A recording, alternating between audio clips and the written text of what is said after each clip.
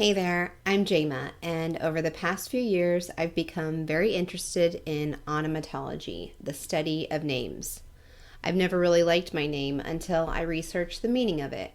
My name means paradigm shifter, and I'd like to shift your paradigm by shining a light on onomatology and how it can potentially help you find your purpose, help you communicate better with others, or even both. In each episode, I ask someone 8 basic questions regarding their first name.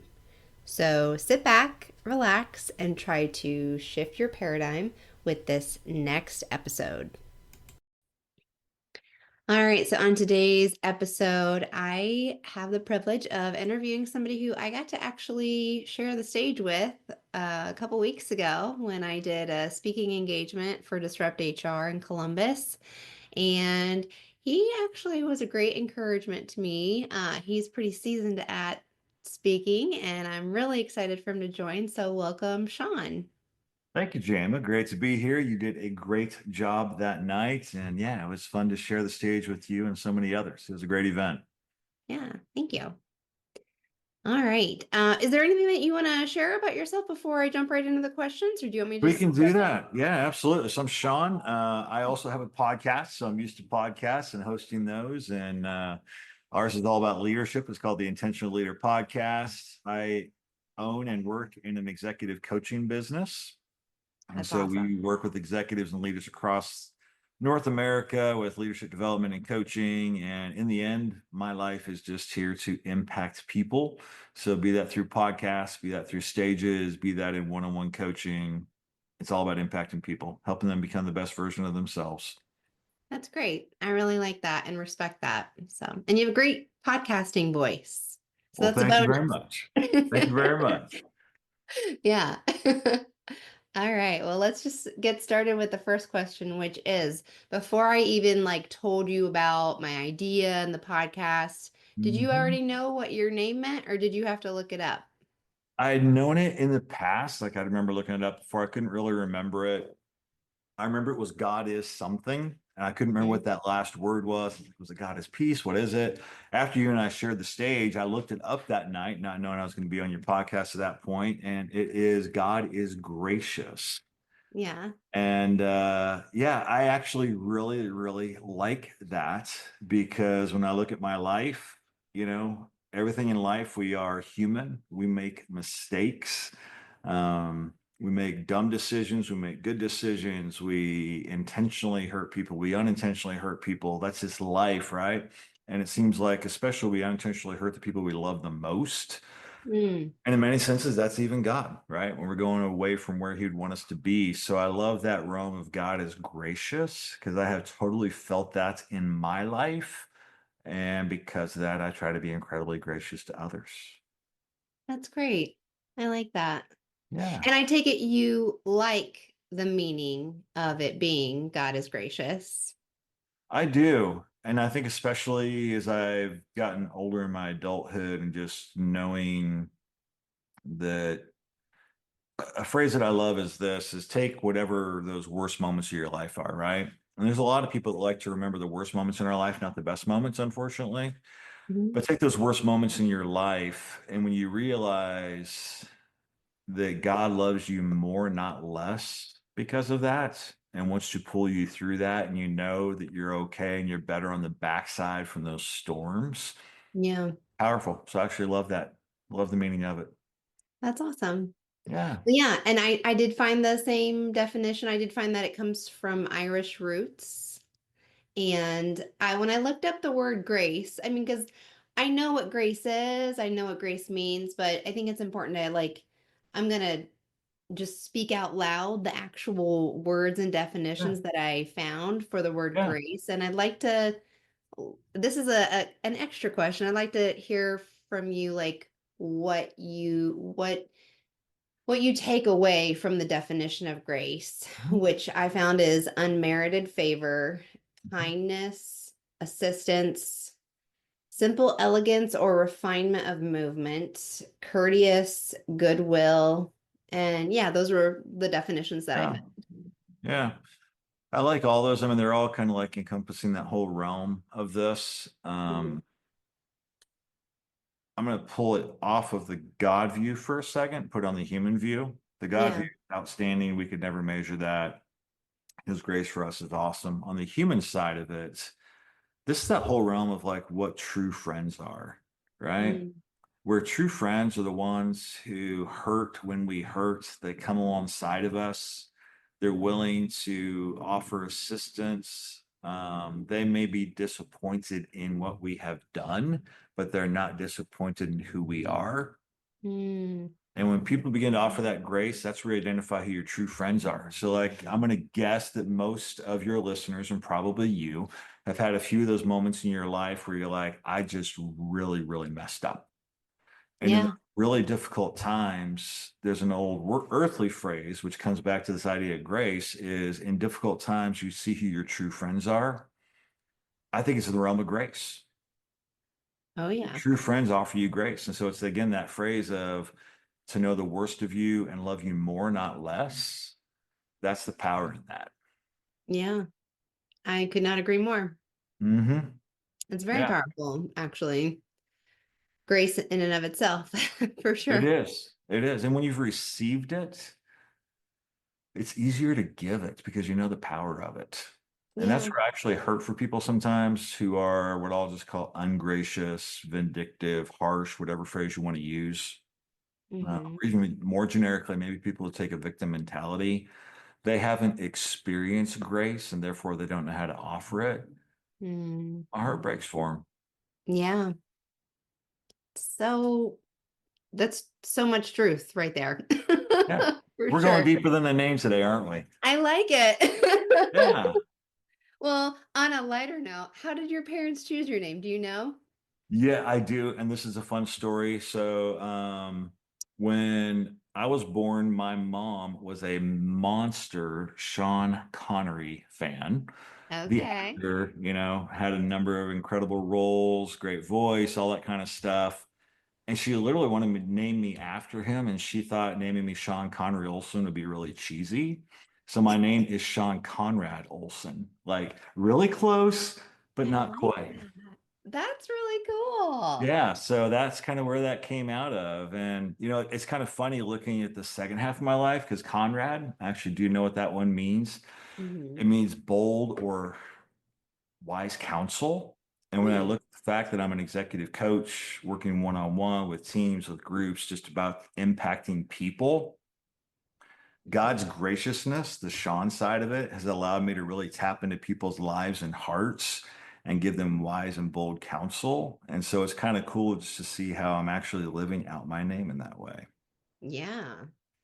That's a great thing, especially that you notice that. But I also, from my perspective, because I don't know you all that well, Yeah. um, but what I do know, what I noticed when I was listening to all of the speakers that night at Disrupt HR, your voice was very clear and bold, and it stood out, and it was very impactful for me. And I was looking up like famous people with the name Sean, and Sean Connery Hmm. was the first person who came up, and then like Funny. Sean Penn, and there were a few other Yeah. Seans, but Yeah. I was thinking like, I don't know, like I'm a huge James Bond fan. I love Yeah. James Bond, There like you the go. whole series, and I was actually just Yeah. recently watching them from start to the very last one, Yeah. and he does come across as like polished, but like a bold figure. Yeah. Yeah. So that's I interesting. appreciate that. Thank you for the comment about Disrupt HR. And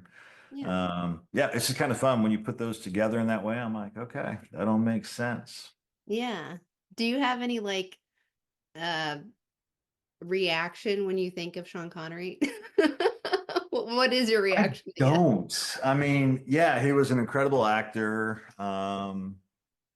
I guess I would put the word distinguished in there, not meaning like with his accolades, but just how he came across, kind of like you were describing too, right? Yeah. Um, Thoughtful, polished, things like that. So, yeah, knowing that that was kind of the motivation behind it, I'm good with that. That doesn't bug Yeah. Okay, cool. me. Yep. Yep. Well, and growing So, up as mhm. like a teenager or a young adult, did you ever have a thought cross in your mind, oh, I wish I had a different name? Or have you always liked Sean as your name? I have not ever thought about changing my name. I really have not. And the interesting thing is, I know a question you normally ask is about people mispronouncing your name and things like that. When I was growing up in elementary school, every time we had a substitute teacher, they'd be like, Sean Olson. So it's always that. And that drove me crazy. So, like, when I was really young, I actually felt bad because people would make fun of me for that, right? Because the substitute would say Mm-hmm. that. And so it was kind of one of those things where it made me feel bad. Then once I started getting like towards the latter years of elementary school, Mm-hmm. I would just look at them and I'd be like, hello, have you not seen people like Sean Connery? Just kind of throw it back out at them. But that was always frustrating, but it wasn't like one where I'd ever want to change my name and things like that. No, I like that. And even the Conrad part of it, when I was in later years of high school and then into college, I did some DJ work on radio, things like that. And on that, it helps us to have a single name. So I actually just went by Conrad on the radio. Okay. And so I like that name too. Had we been blessed with a son, we would have named him Conrad, but we were blessed with one beautiful daughter. So we did not name her Oh, that. We saved her that heartache. very cool. That's funny because, yeah, looking at your name, I remember growing up with a Sean, and people would like make fun of him and say, "Hey, scene." And like, so how Hmm. did you, what kind of emotions were evoked when somebody would mispronounce your name? Um, Initially, it hurt me. Yeah, Mm, yeah, because you just, especially as a kid, you feel that you're the problem, yeah, not the person that's mispronouncing, especially if they're making fun of you because of it or whatever the case would be. Um, then as you begin to get older, you realize some people I just correct them. hmm, Uh, People quit making fun of it after a while because as life began to morph, so like I was born in 70, as you started getting the 80s, names in the US started to really begin to branch out. You know yeah, what I mean? Like there used to be the core 25 girls' names, 25 boys' names, and it began to branch out from there. Now today, it's like pick a name. I mean, I almost feel bad for kids sometimes with what their parents name them because they have to yeah, spell and everything else. Um, you just learn to embrace it. Just learn to yeah. embrace it. That's good. That's a Yeah. strong mindset, which I think everyone needs. Hmm. It's a Absolutely. good thing you're a coach. Yeah. It makes an impact. So Yeah, for sure. Well, and I'm just curious. So, this is probably my favorite question out of all the questions I ask. If you think about it, thinking back on your life, do you think that the meaning God is gracious being your name, do you think that that has had any relevance on the way that you act or the way that you see the world around you? And if so, how? great question. Um, it's easy to look back, right? So like I'd never had it like in the forefront of my mind, like, hey, my name means God is gracious. Therefore, how do I see God being gracious in my life? I wasn't ever consciously thinking of it that way. But like sitting here right now at this moment, you pose that question, knowing what it means and seeing the path of my life and seeing how God takes everything in our life, good and bad, and parlays it to bring us where we are today. And realizing that we can't ever take ourselves where we want to go alone. We need other people. We need people to come alongside of us. We need family. We need friends. We are created for a relationship. Hmm. And that greatest relationship is with God. And the fact that God is gracious and guides us through and gives us, one of the first words that you read when you read the definition was unmerited favor or unmerited um, gifts. That's really Hmm. what it is. And so faith is everything in my life. And I have no problem sharing that. I do not force it on people, but I let them know that at the cross with God, with Jesus, we're all the same. We're all on level ground. It's the human element. So let's Yeah. get through this together. Yeah. That's awesome. And even without you telling me that, I could tell that about you. Like when I first met you, just because you were very kind to me and most people you can tell in their spirit like if they have Christ, and I could tell that about you. So, Thank you. I'll take that as a big compliment. yeah, for sure. Yeah. Well, I will get to my last question, which is I developed this one kind of almost as like a bonus Mhm. because when I was researching what to ask on my podcast, I wanted to know what was the best-selling book of all time, and it happens Yep. to be the Bible. Mhm. And I've had lots of answers to this question, lots of people with different faiths too, and I love getting a spectrum of answers. Sure. So I was curious, like, what your opinion is as to why would the Bible even mention the fact that Sarai, her name was changed to Sarah, and Mhm. Abram was changed to Abraham, and Saul was changed to Paul. Why was that even mentioned, do you think?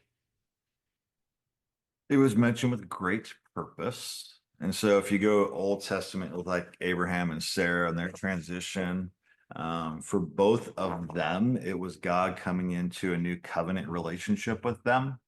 And so because it was a new relationship with them, he gave fuller meaning to their names in that sense.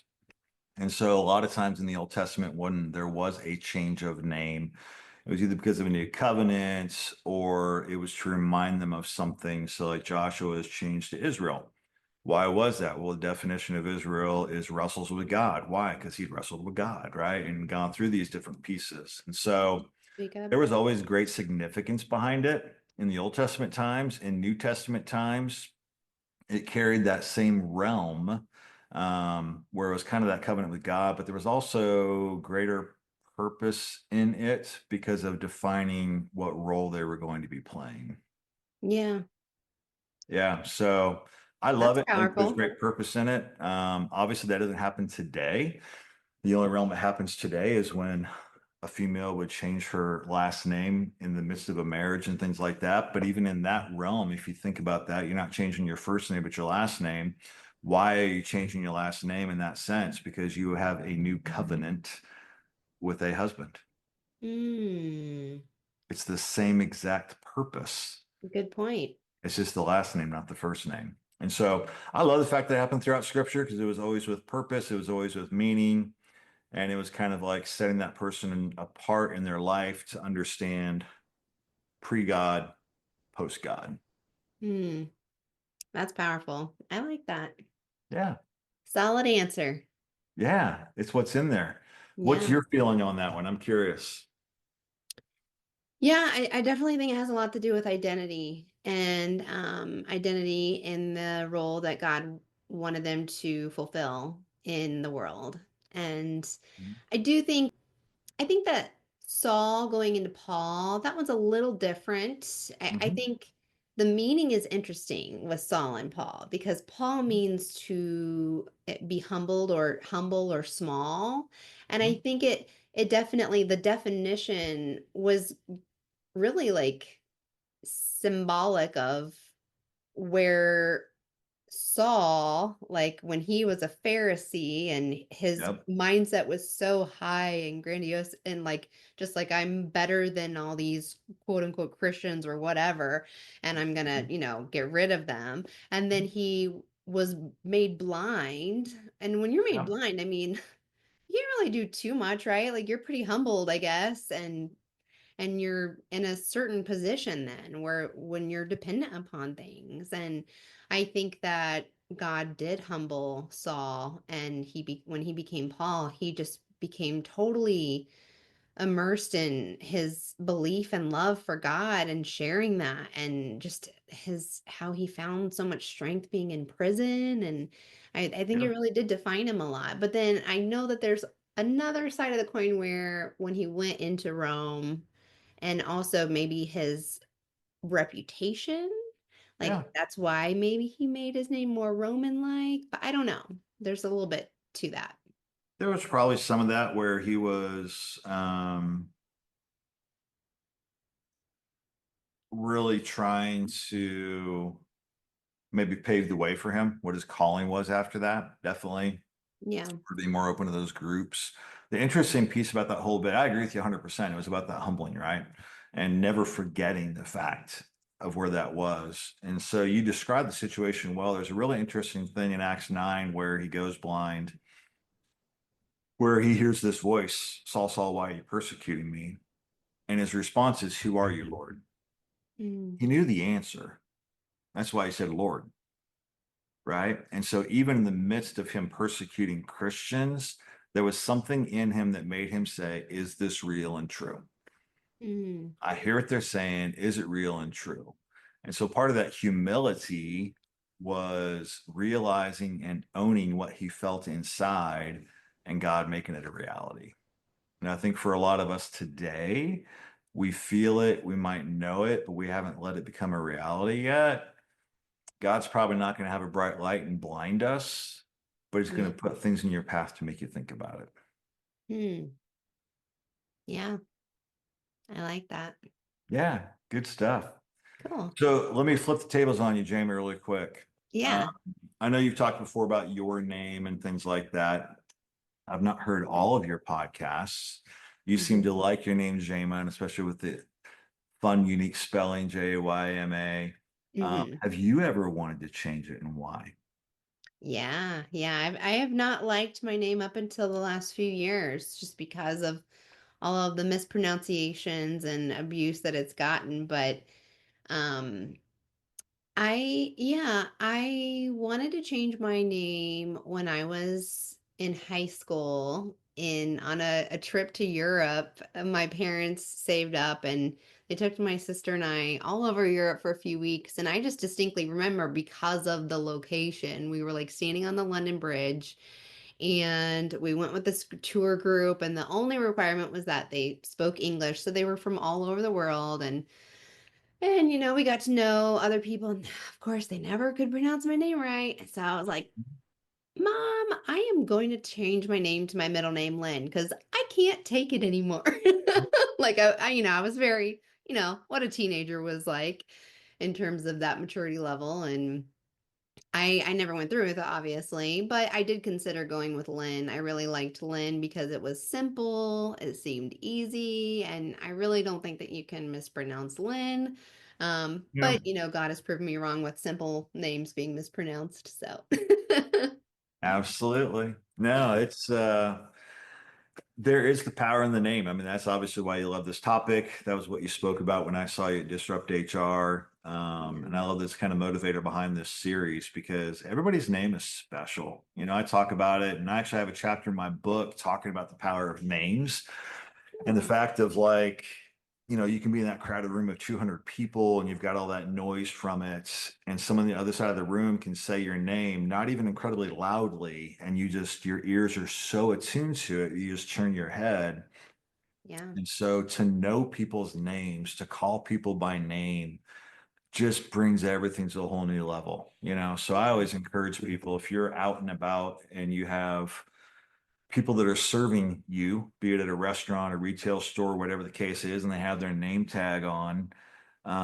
They don't have their name tag on because they like need to know their employee number. They have it on there so you know who they are. Yeah, Call people by name. It changes everything. it does. It's more Everything. powerful than most people give it credit for, I think. Hmm. And that's why I think the name of God has been abused so much, too. Hmm. Um, Yep. And so many meanings with all the different terms throughout history of what God's name is, all the different yeah. levels. So it's powerful. Yeah, for sure. Awesome. What's the name of your book? I want to know, and then I want my listeners to know as well. Yeah, yeah, and I can send you the links to it. It's called This Is How I Roll, ROLE. Play on words Okay. there. My wife came up with that. Subtitle: Seven Strategies to Increase Your Leadership Growth and Promotability. So everyone wants to move up. There are some key things to do to get promoted and move up in your career. And so that one, I wrote it actually, it came out in December of 19, right before COVID. And it's amazing how many things in it applied to things that were taking place during COVID. Mm. That was just kind of a cool thing. And so, yeah, that's awesome. It's on Amazon, and I'm writing my second book right now, and hopefully it'll be ready early next year. So, I will check it out for sure. yeah, Thank you. thank you. All right. Any other questions? I think I'm good. I've just really enjoyed getting to know you and hearing this process and the power of names sets Yeah. everybody apart. So I appreciate what you're doing, Jamin. I hope your podcast keeps growing so people Thank can you. identify the true meaning of the people they know and love. Yeah. Thank you so much. I've really enjoyed talking to you and this whole conversation. It's been very, very good. Absolutely. Have a great day. Thank you. You too.